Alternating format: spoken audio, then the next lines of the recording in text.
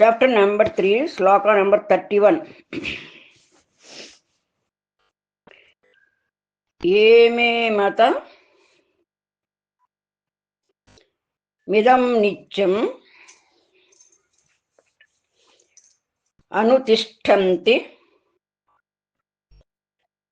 manavaha shraddhavanto నసూయంతః ముచ్యంతే తేపి కర్మభిః ఏమే మత మిదం నిత్యం అనుతిష్టంతి మానవాః శ్రద్ధావంతో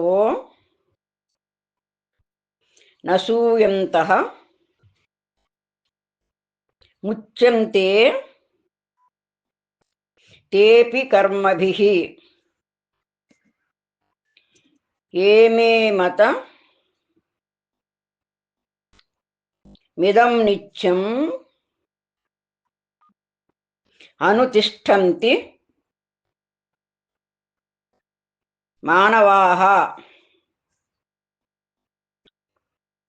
అనుతిష్టంతి మానవాః శ్రద్ధావంతో నసూయంతః ముచ్యంతే తేపి కర్మభిః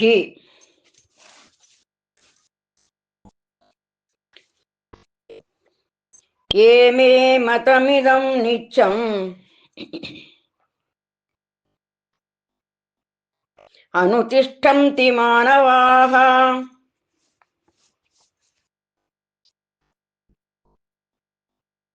శ్రద్ధావంతో నసూయంతః ముచ్యంతే తేపి కర్మభిః ఏమే మతమిదం నిత్యం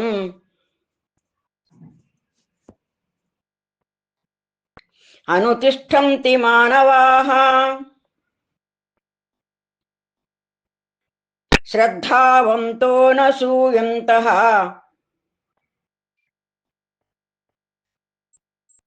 ముచ్యంతే తేపి కర్మభిః ఏమే మతమిదం నిత్యం అనుతిష్టంతి మానవాః శ్రద్ధావంతో నసూయంతః ముచ్యంతే తేపి కర్మభిః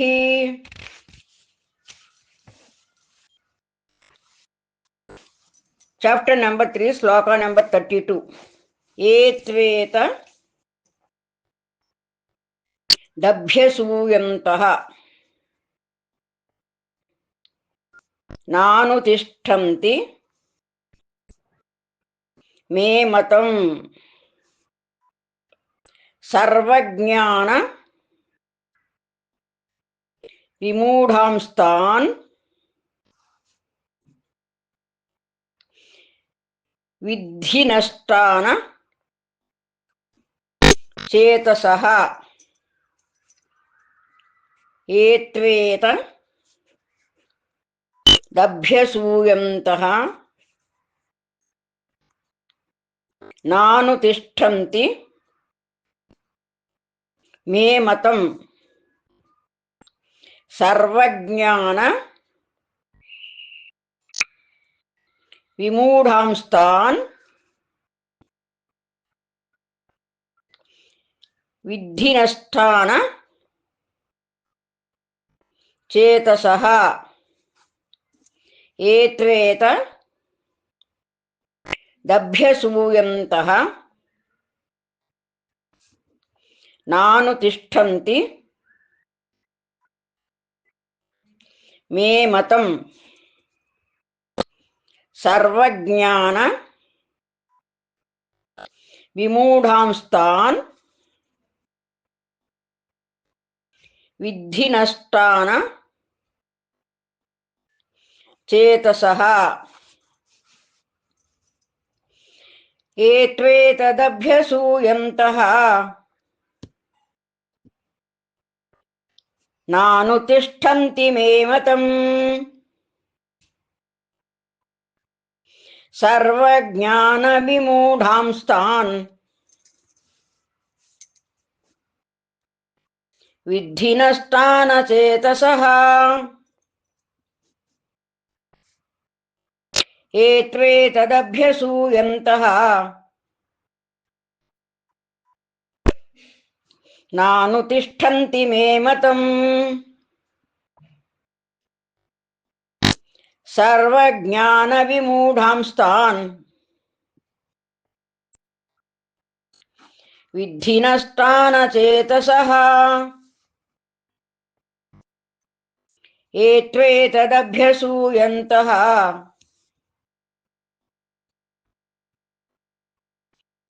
నానుతిష్ఠन्ति మే మతం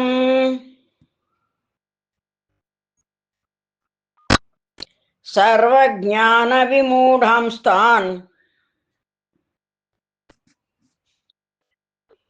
విద్ధి నష్టాన చేతసః.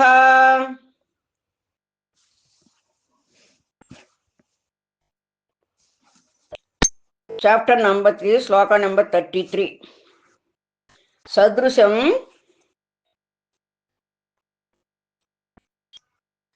చేష్టతే స్వస్యాః ప్రకృతేర్ జ్ఞానవానపి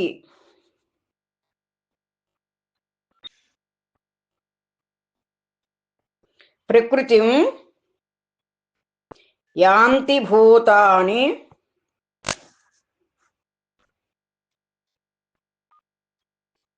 నిగ్రహం కిం కరిష్యతి.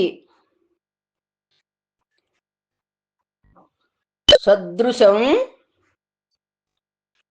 చేష్టతే స్వస్యాః ప్రకృతేర్ జ్ఞానవానపి ప్రకృతిం యాంతి భూతాని నిగ్రహం కిం కరిష్యతి. సదృశం చేష్టతే స్వస్యాః ప్రకృతేర్ జ్ఞానవానపి ప్రకృతిం యాంతి భూతాని నిగ్రహం కిం కరిష్యతి. సదృశం చేష్టతే స్వస్యాః ప్రకృతేర్జ్ఞానవానపి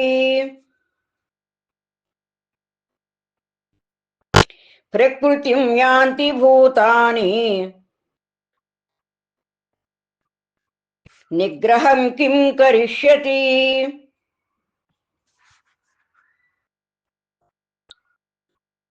సదృశం చేష్టతే స్వస్యాః ప్రకృతేర్జ్ఞానవానపి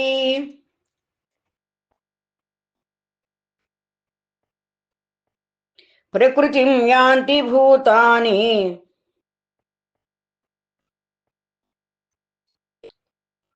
నిగ్రహం కిం కరిష్యతి.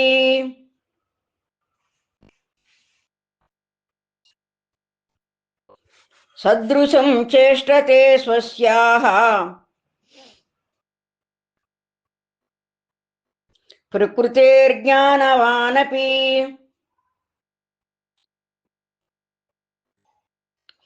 ప్రకృతిం యాంతి భూతాని निग्रहं किं करिष्यति?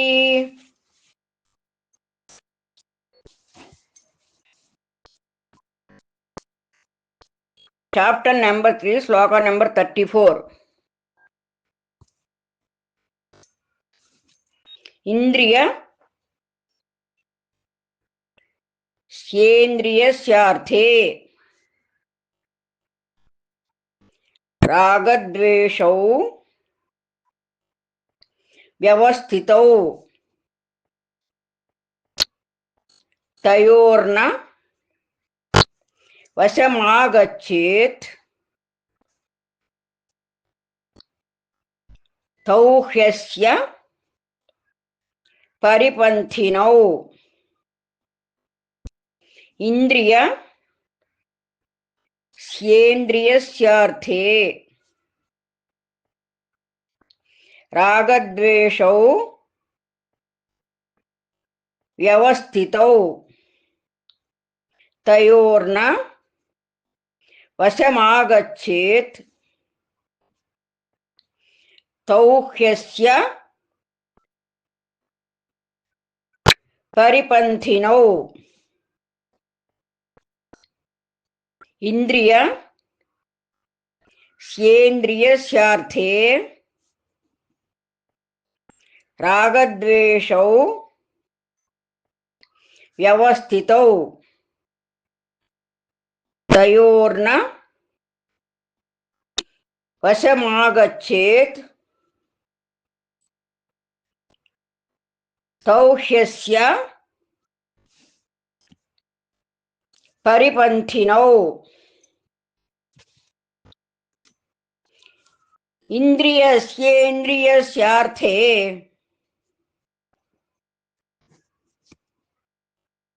రాగద్వేషౌ వ్యవస్థితౌ తయోర్న వశమాగచ్చేత్ తౌ హ్యస్య పరిపంథినౌ. ఇంద్రియస్యేంద్రియస్యార్థే రాగద్వేషౌ వ్యవస్థితౌ తయోర్న వశమాగచ్చేత్ తౌ హ్యస్య పరిపంథినౌ. ఇంద్రియస్యేంద్రియస్యార్థే రాగద్వేషౌ వ్యవస్థితౌ తయోర్న వశమాగచ్చేత్ తౌ హ్యస్య పరిపంథినౌ. చాప్టర్ నెంబర్ 3 శ్లోక number 35. Shreyan స్వధర్మో విగుణః పరధర్మా త్వనుష్ఠితాత్. స్వధర్మే నిధనం శ్రేయః పరధర్మో భయావహః. Shreyan స్వధర్మో విగుణః పరధర్మా స్వనుష్ఠితాత్. స్వధర్మే నిధనం శ్రేయః పరధర్మో భయావహః. Shreyan స్వధర్మో విగుణః పరధర్మా స్వనుష్ఠితాత్. స్వధర్మే నిధనం శ్రేయః పరధర్మో భయావహః. Shreyan స్వధర్మో విగుణః పరధర్మాస్త్వనుష్ఠితాత్ స్వధర్మే నిధనం శ్రేయః పరధర్మో భయావహః.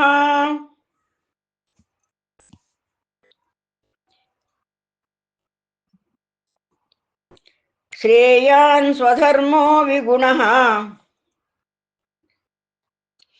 పరధర్మాస్త్వనుష్ఠితాత్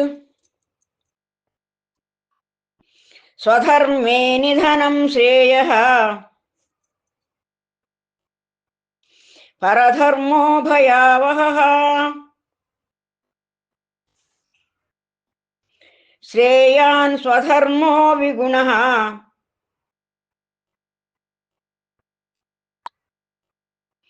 పరధర్మాస్త్వనుష్ఠితాత్ స్వధర్మే నిధనం శ్రేయః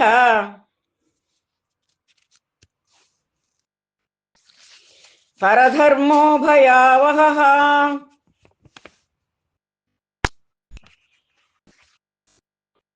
chapter number 3, శ్లోక నంబర్ 36. అర్జున ఉవాచ అథ కేన ప్రయుక్తోయం పాపం చరతి పూరుషః అనిచ్ఛిన్నపి వాష్ణేయ బలాదివ నియోజితః. అర్జున ఉవాచ అథ కేన ప్రయుక్తోయం పాపం చరతి పూరుషః అనిచ్ఛిన్నపి వాష్ణేయ బలాదివ నియోజితః. అర్జున ఉవాచ అథ కేన ప్రయుక్తోయం పాపం చరతి పూరుషః అనిచ్ఛిన్నపి వాష్ణేయ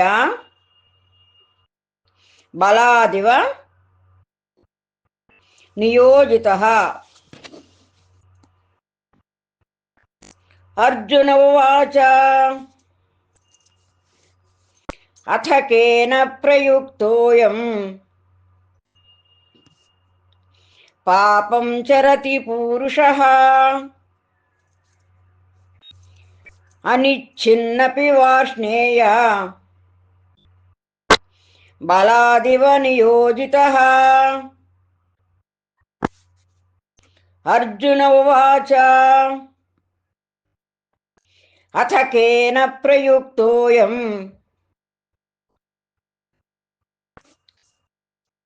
పాపం చరతి పూరుషః అనిచ్ఛిన్నపి వాష్ణేయ బలాదివ నియోజితః. అర్జున ఉవాచ అథ కేన ప్రయుక్తోయం పాపం చరతి పూరుషః అనిచ్ఛిన్నపి వాష్ణేయ బలాదివ నియోజితః.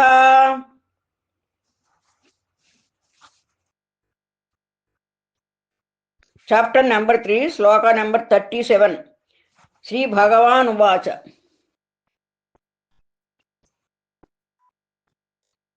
కామ ఏష క్రోధ ఏషః రజోగుణ సముద్భవః మహాశనో మహాపాప్మా విద్ధేన మిహ వైరిణం. శ్రీభగవానువాచ కామ ఏష క్రోధ ఏషః రజోగుణ సముద్భవః మహాసనో మహాపాప్మా విద్ధేన మిహ వైరిణం. శ్రీభగవానువాచ కామ ఏష క్రోధ ఏషః రజోగుణ సముద్భవః మహాసనో మహాపాప్మా విద్ధేన మిహ వైరిణం. శ్రీభగవానువాచ కామ ఏష క్రోధ ఏషః రజోగుణ సముద్భవః మహాసనో మహాపాప్మా విద్ధేన మిహ వైరిణం. శ్రీభగవానువాచ కామ ఏష క్రోధ ఏషః రజోగుణ సముద్భవః మహాసనో మహాపాప్మా విద్ధేన మిహ వైరిణం. శ్రీభగవానువాచ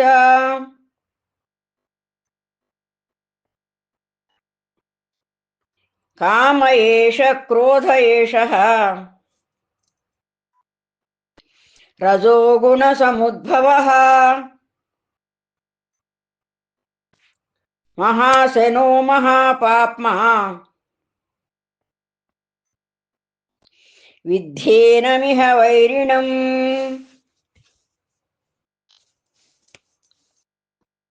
చాప్టర్ నెంబర్ 3 శ్లోక నెంబర్ 38. ధూమేన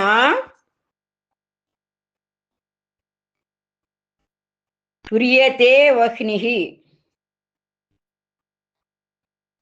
యథాదర్శో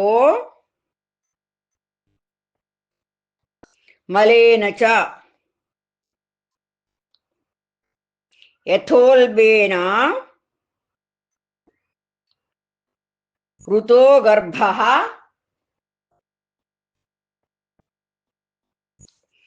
తథా తేనే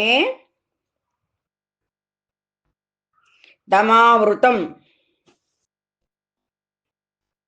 ధూమేన హ్రియతే వహ్నిః యథాదర్శో మలేన చ యథోల్బేన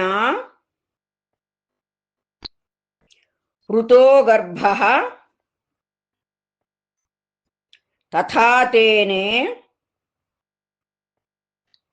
దమావృతం. ధూమేన హ్రియతే వహ్నిః యథాదర్శో మలేన చ యథోల్బేన ఋతో గర్భః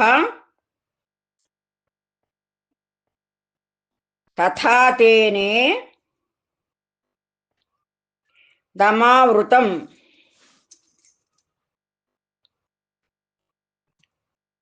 ధూమేన విగతే వహ్నిః యథాదర్శో మలేన చ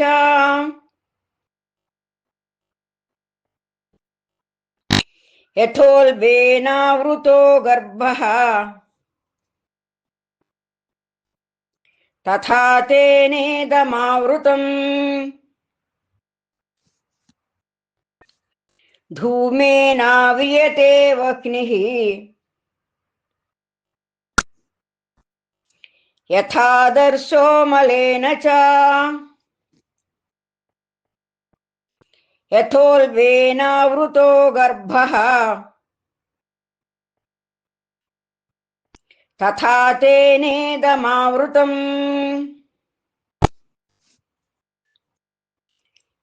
धूमेनाव्रियते वह्निः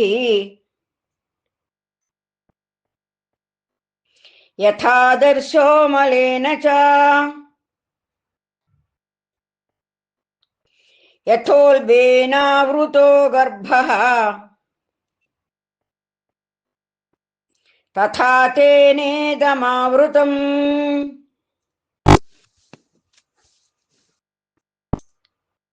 Chapter number 3, Sloka number 39. Avrutam Jnanametena Jnanino Nityavairina Kamarupena Kaunteya Dushpurena Nalena cha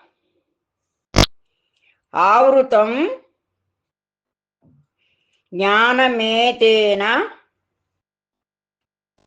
Jnanino Nityavairina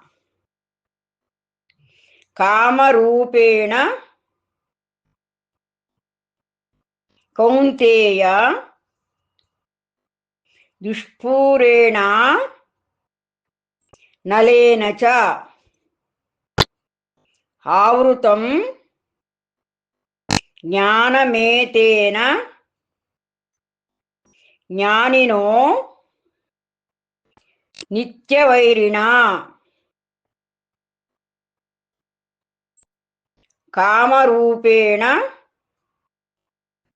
Kaunteya Dushpurena Nalena cha Avrutam Jnanametena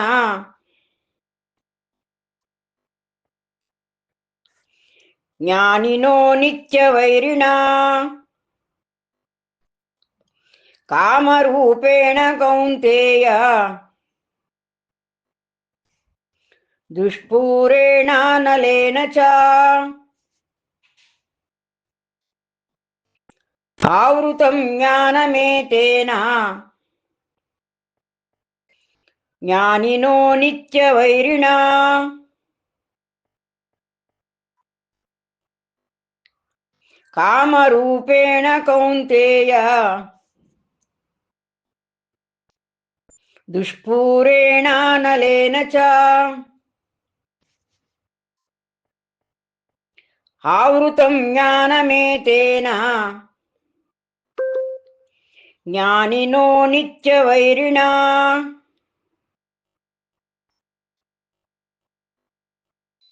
Kamarupena Kaunteya Dushpurena Nalena cha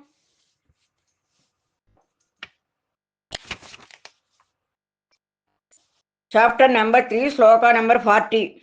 Indriyani Manobuddhihi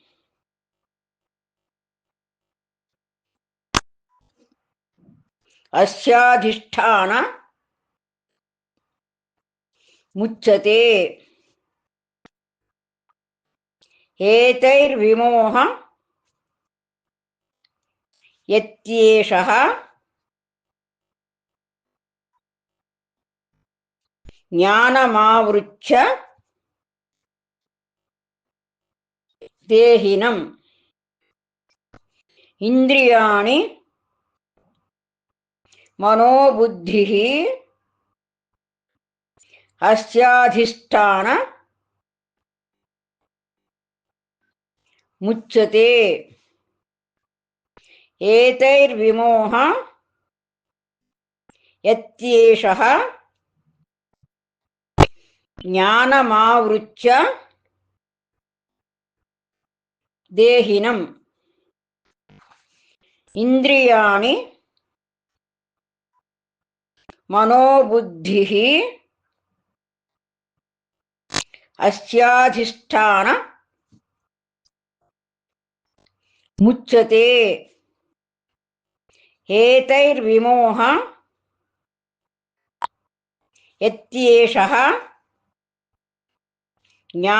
జ్ఞానమావృత్య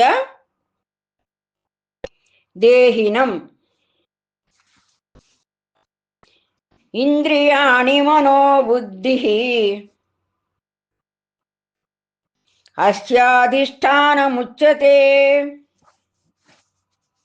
అస్యాధిష్టానముచ్యతే ఏతైర్విమోహ యత్యేషః జ్ఞానమావృత్య దేహినం ఇంద్రియాణి మనోబుద్ధిః అస్యాధిష్టానముచ్యతే ఏతైర్విమోహ యత్యేషః జ్ఞానమావృత్య దేహినం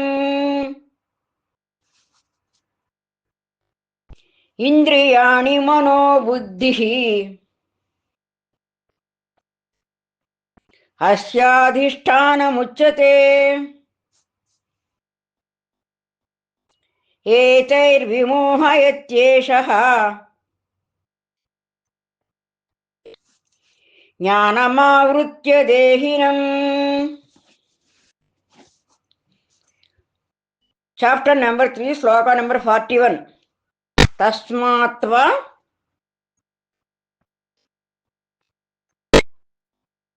మింద్రియాణ్యాదౌ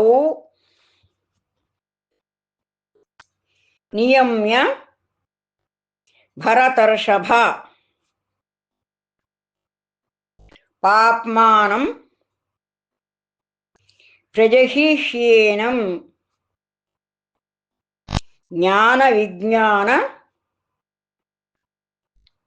నాశనం. తస్మాత్వ మింద్రియాణ్యాదౌ నియమ్య భరతర్షభ పాప్మానం ప్రజహిష్యేనం జ్ఞాన విజ్ఞాన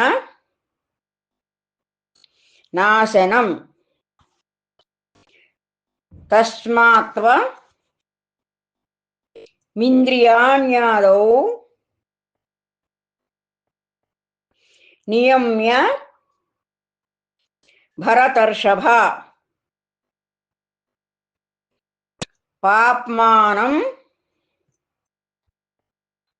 పాప్మానం ప్రజహిష్యేనం జ్ఞాన విజ్ఞాన నాశనం.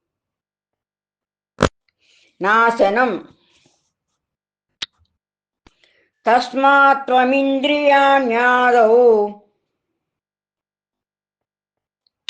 నియమ్య భరతర్షభ పాప్మానం ప్రజహిష్యేనం జ్ఞాన విజ్ఞాన నాశనం. తస్మాత్వమింద్రియాణ్యాదౌ నియమ్య భరతర్షభ పాప్మానం ప్రజహిష్యేనం జ్ఞాన విజ్ఞాన నాశనం.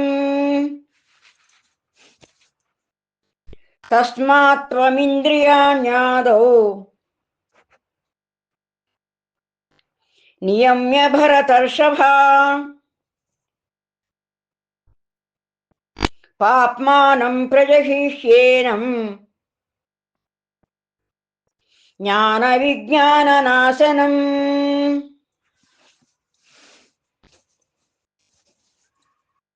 చాప్టర్ నెంబర్ 3 శ్లోక నెంబర్ 42. ఇంద్రియాణి పరాణ్యాహుః ఇంద్రియేభ్యః పరం మనః మనసస్తు పరా బుద్ధిః యో బుద్ధేః పరతస్తు సః. ఇంద్రియాణి పరాణ్యాహుః ఇంద్రియేభ్యః పరం మనః మనసస్తు పరా బుద్ధిః యో బుద్ధేః పరతస్తు సః. ఇంద్రియాణి పరాణ్యాహుః ఇంద్రియేభ్యః పరం మనః మనసస్తు పరా బుద్ధిః యో బుద్ధేః పరతస్తు సః. ఇంద్రియాణి పరాణ్యాహుః ఇంద్రియేభ్యః పరం మనః మనసస్తు పరా బుద్ధిః యో బుద్ధేః పరతస్తు సః. ఇంద్రియాణి పరాణ్యాహుః ఇంద్రియేభ్యః పరం మనః మనసస్తు పరా బుద్ధిః యో బుద్ధేః పరతస్తు సః. ఇంద్రియాణి పరాణ్యాహుః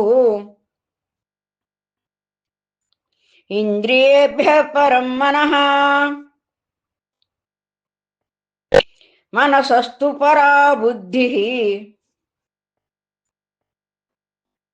యో బుద్ధేః పరతస్తు సః.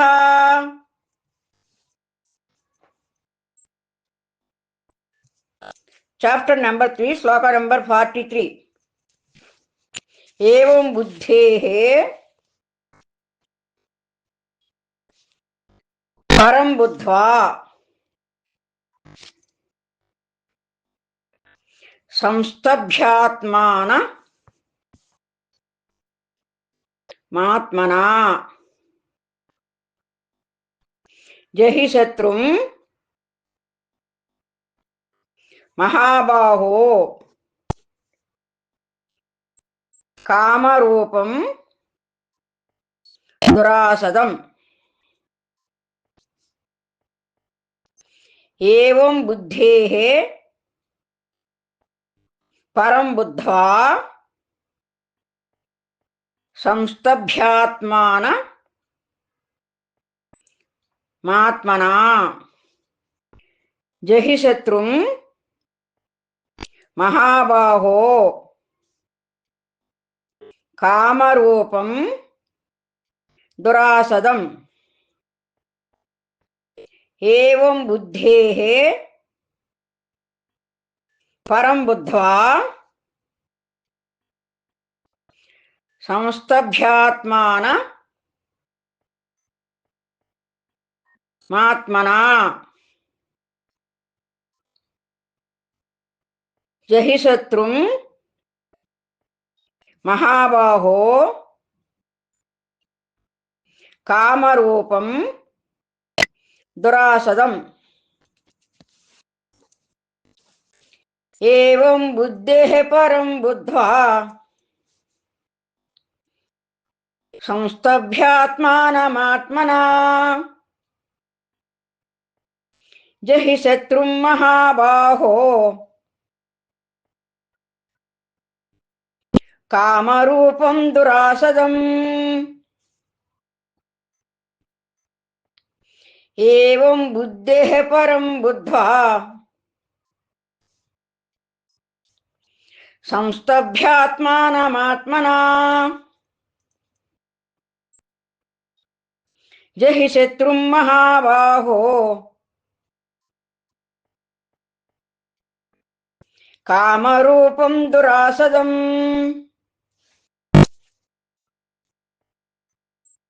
ఏవం బుద్ధేః పరం బుద్ధ్వా సంస్తభ్యాత్మానమాత్మనా జహి శత్రుం మహాబాహో కామరూపం దురాసదం.